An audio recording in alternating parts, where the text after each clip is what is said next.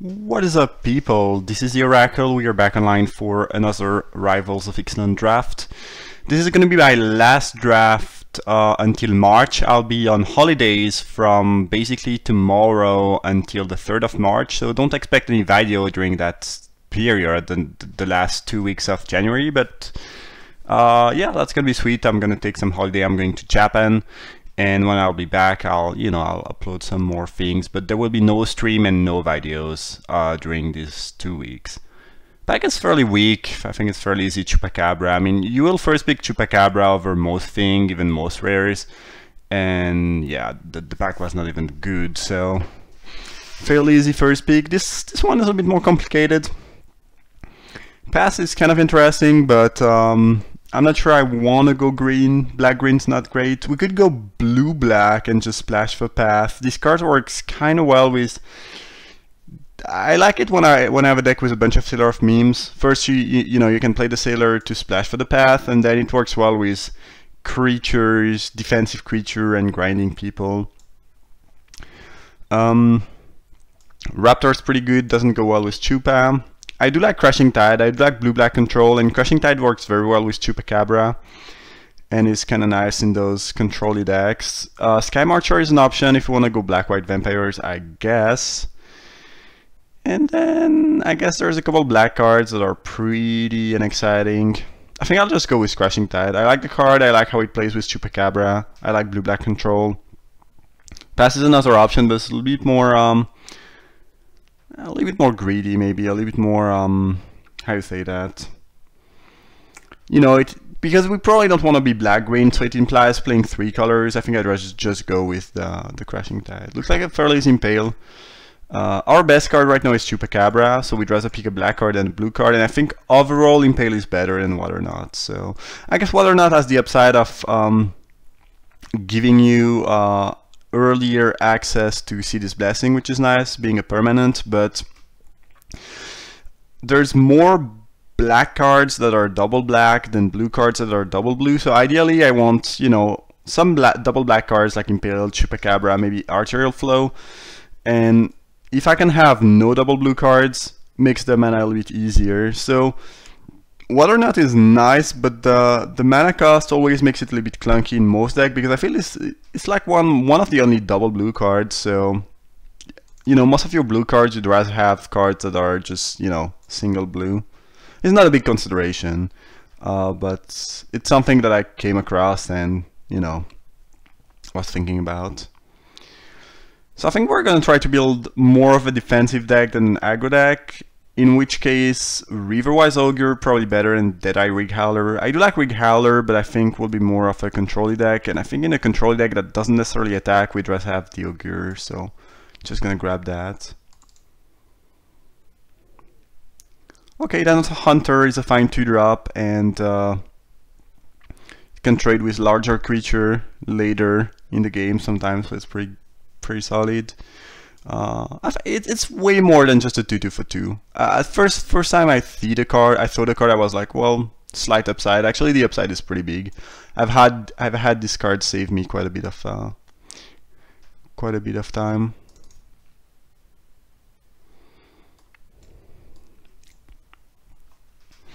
Now we're just looking for some good defensive creature like Sailor of Memes. A finisher would be good. Whoa. That's kind of weird. A 6th pick, Moment of Craving, which is possibly one of the best common, at least top 3 common. Getting that 6th pick seems weird, pack 1. I'll take it, I'm really happy about it, but yeah. 6th pick Moment of Craving, pack 1 feels like something's not going right. Someone probably should have picked that earlier. But it's good for us, so what can I say? Whoa. 7th pick, Reckless Rage now. Okay, we're gonna pick Waterknot and be pretty happy about it. But yeah, I don't know. We're getting a bunch of good stuff though, so I don't really mind being there. Hunter's nice. So now we got a lot. Let's just say a lot of Reinvol. I was gonna say something else. And we just want card advantage. And Secret is great, so just gonna grab that. And we have very good start for blue-black control. These two creatures are really not great in control. I think we just have Dark Inquiry for our sides. Flow, probably not gonna main deck it, but not bad. Alright, that's lovely. We have like Water Knot, Chupa, Impale, Moth Craving, 2 good 2-drop, bounce spell, a card advantage, utility creature, secret.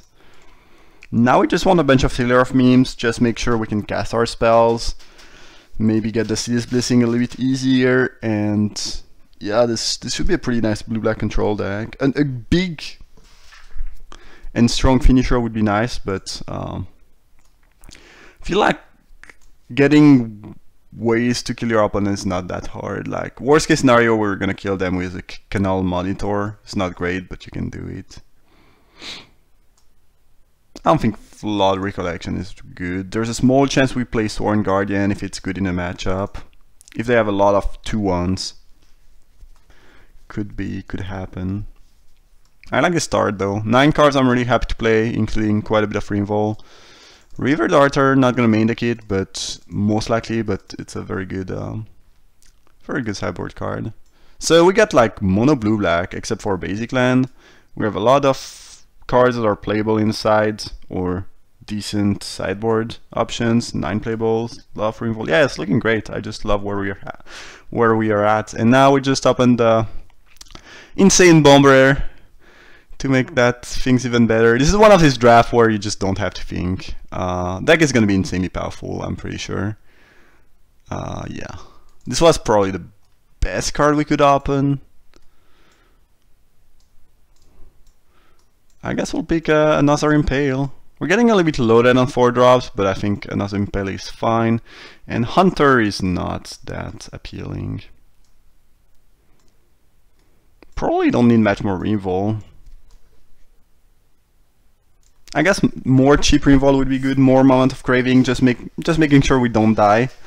But yeah, the Chupacabra double Impale Tetsimok deck, you know, should work out pretty well. Last time I was playing blue-black control with a lot of Revol and a Tetsimok.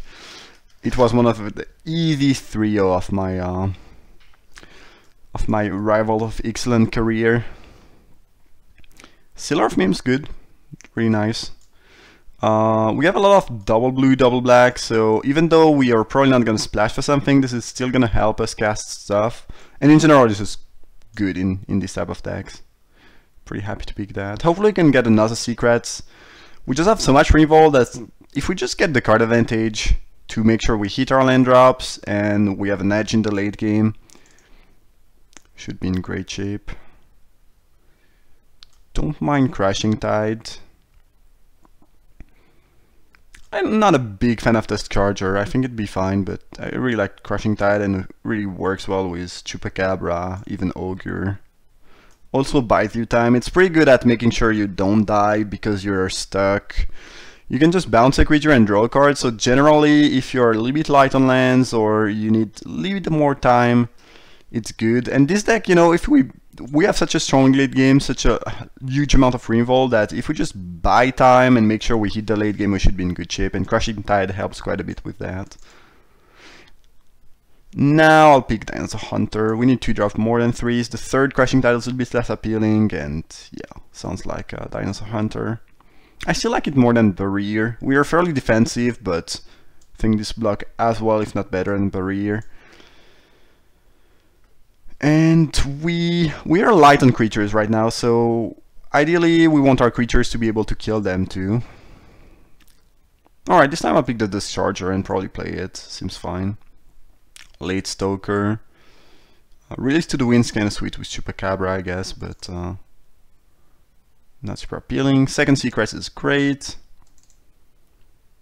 Zealot is great. Nice 2-drop we can play. Helps with buying time again, hitting our land drops, making sure we don't get stuck too badly. Deck is just amazing. What we need now is probably another finisher, a little bit more ways to kill the opponent, but like we don't need more Revol. I don't think we need more card advantage.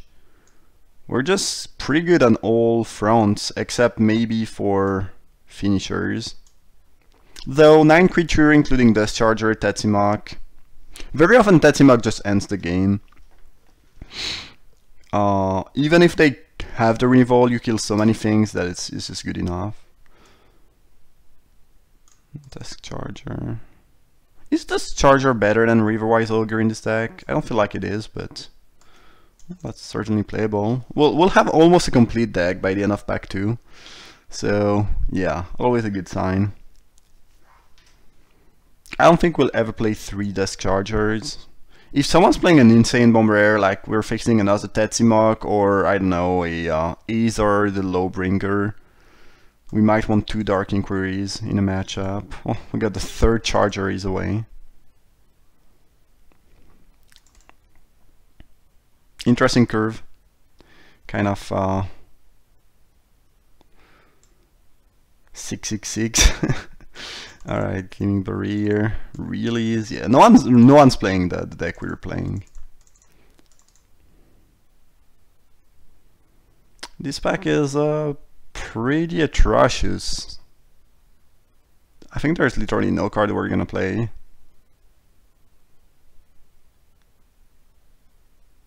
Small chance, Fiery Cannonade at least as a sideboard option. If we get more Sailor of Memes, more Treasure, more Fixing, and we face a deck against which it's really good, we might want to bring that thing in. I don't see us playing any of the blue or black cards here, so let's just go with the Cannonade. It's not a big deal missing a card here because we already have so many playables, but you know, first picking a card you're probably not gonna main deck never feels good. We are set on 2 drops, which is nice. We're pretty much set on everything but finishers. I guess you could count the Dischargers as 5 drops. Makes the curve look a little bit better, kind of.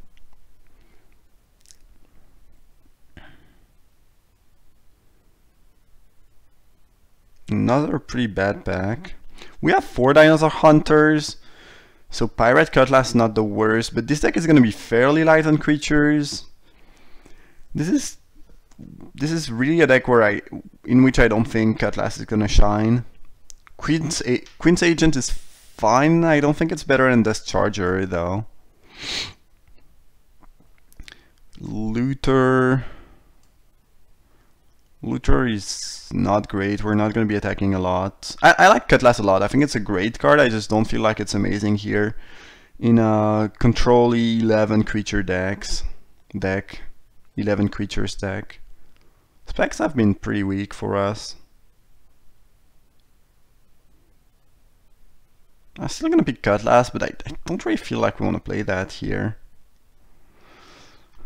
Okay, Skullduggery or Windstrider. I kind of like both. I don't think Weaver is great here.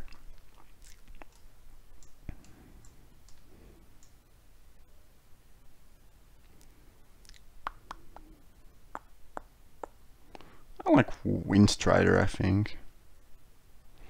Chart of course is great, but there's a contract killing. We have a lot of Rainbow already. With Double Impale, Chupacabra. Yeah, it's still better than Chart of course, though, I believe. This card is also really nice with the Chargers. Helps you get Disease Blessing quickly. Ooh, Tishana. The thing is, we're not playing a lot of creatures. It's kind of a sweet finisher. We have 2 ways to produce treasures right now. That's not amazing. Prosperous Spyrest, I think, is pretty good in this deck, so really nice with this Charger. I wonder if we want Riverwise Ogre. I feel like this Charger is getting better and better, especially if we pick Prosperous Pirates here. And we want relatively big creature to just kill them. I don't think this card is amazing here. Let's pick Pirates. I don't think we want Depths. I think I'd rather draw a card pretty much all the time, every time I'm doing that. Maybe for the fixing.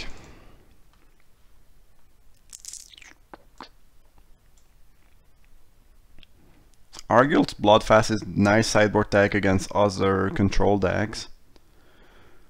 Run Aground is fine, but Crushing Tide very often just does the same thing, and we already have 2 of these, and we are loaded on 4, so I think I'll just pick the Bloodfast for the side. Well, I guess we gotta run aground either way. Probably not gonna play it. I like run aground, but I don't think we need it here. I don't think it's very good.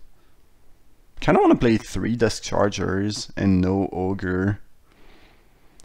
Having some fat is nice to kill them, and with contract killing, pirates, and you know what the deck looks like in general, I think getting the blessing is really not gonna be difficult.